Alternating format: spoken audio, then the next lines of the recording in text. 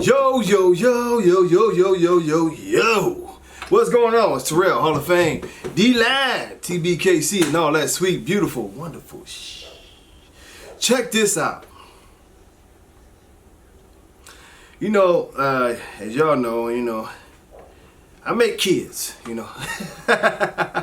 y'all see pooping easy, jumping on videos and stuff, but never in my life, have I ever thought about, like, I'm gonna do a dual SIRE, you know what I mean, whose baby is it, So I guess, if you're thinking in people's terms, the dual SIRE thing really ain't that, it ain't that, unless you're nasty, sometimes you be like, why you do that? Yeah. All right, let me get serious on this video. Anyway, dual SIRE, man. By the way, I'm Terrell, Hall of Fame, D-Line, TBKC, and all that sweet, beautiful, wonderful shit.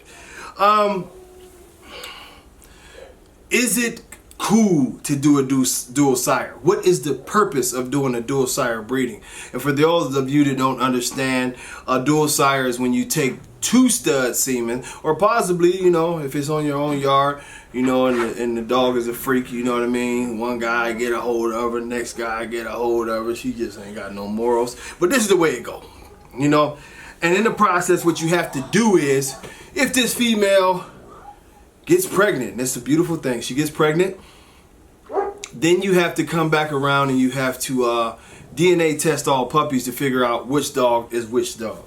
And yes, this is legitimate, it's legal as long as the DNA testing is done appropriately. One female can have puppies registered to two males in one litter, for those that didn't know that. Now, let's talk about it. Dual SIRE. Would I recommend it? Is it necessary? Certain situations, it's necessary. And a lot of times these is very, very deep situations to where you are put in a situation where you have to, do this.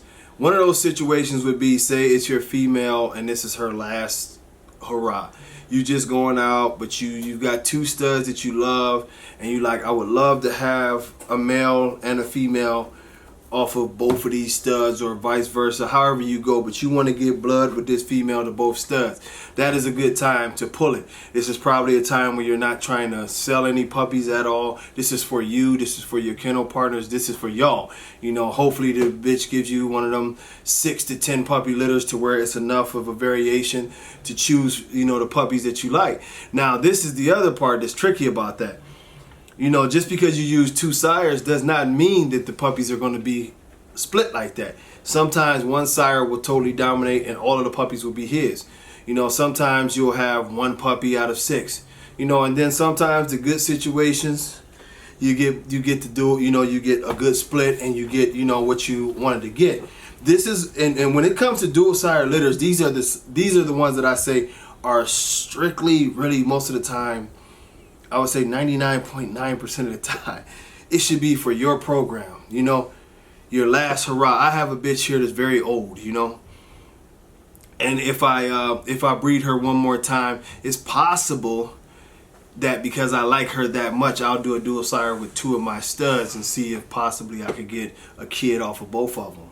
But outside of that, it's not really the greatest thing to do, especially if you have a female. And say, for instance, you've got a stud and you really love this stud, and you got another stud and you really love this stud. If the female is young enough, just do 2 back-to-back breedings so you can get the full litters off of each, male, and have the best chance to get the best production out of this thing. Because no matter which way you cut it, you're dramatically cutting down your chances of getting the best of the best out of this. As we know, every litter, every puppy is not equal. Sometimes you have very consistent litters where they all look alike, and that's great.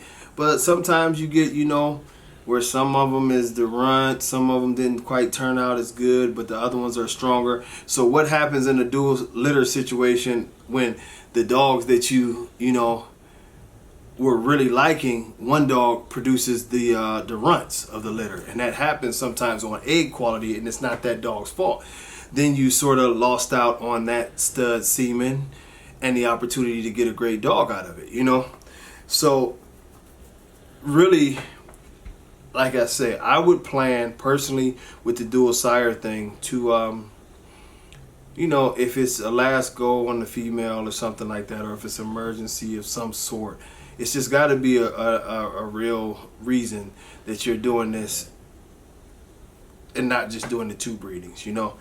Because even like I say, even if it's for your program, you get a better odds by being patient and doing the litters separately and giving her a chance to fully fertilize each male at different times, you know. I've seen dual sire litters that turn out pretty great.